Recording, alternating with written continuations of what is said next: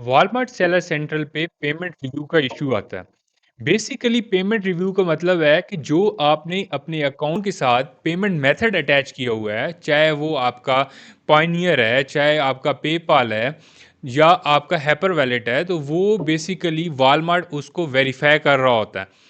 और उसके चेक करने का मकसद ये होता है कि जो डिटेल्स आपने अपने अकाउंट पे वेरीफाई करवाई हैं, जिनकी बेसिस के ऊपर आपका वॉलमार्ट सेलर सेंट्रल क्रिएट हुआ है, आपकी जो बैंक डिटेल्स हैं वो भी उसी डिटेल्स के ऊपर होनी चाहिए, तो वो सबसे बेस्ट है।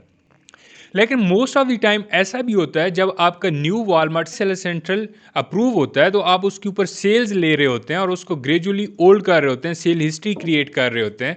तो कुछ प्रोडक्ट जब आपकी बहुत ज़्यादा सेल आने लग जाती है, एकदम आपकी अकाउंट के ऊपर सेल इंक्रीज हो जाती है, तो वॉलमार्ट उस अकाउंट को पेमेंट रिव्यू के अंदर डालता है, उस अकाउंट पे कुछ दिनों का होल्ड डालता है। ये भी हो सकता है कि आपके अकाउंट की जो लिस्टिंग्स हैं वो अपनी जिन प्रोडक्ट को आप सेल कर रहे हैं वहाँ पर आपका अकाउंट शो ना हो।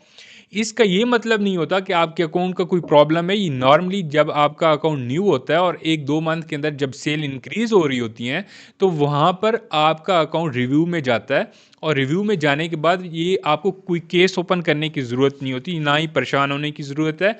ये 2-3 दिन रिव्यू में जाएगा। रिव्यू में जाने के बाद आपका अकाउंट ऑटोमेटिकली अपनी लिस्टिंग के ऊपर शो भी होने लग जाएगा, और जो पेमेंट रिव्यू का भी प्रॉब्लम होता है वो भी रिजॉल्व हो जाएगा। तो ये बेसिकली आपकी सेल्स इंस्टेंट सेल्स के इंक्रीज होने की वजह से होता है, और या आपका पेमेंट मेथड को वो वेरीफाई कर रहा होता है कि पेमेंट मेथड जो इसके साथ अटैच है वो अथेंटिक और एक्टिव है या नहीं है। Thank you.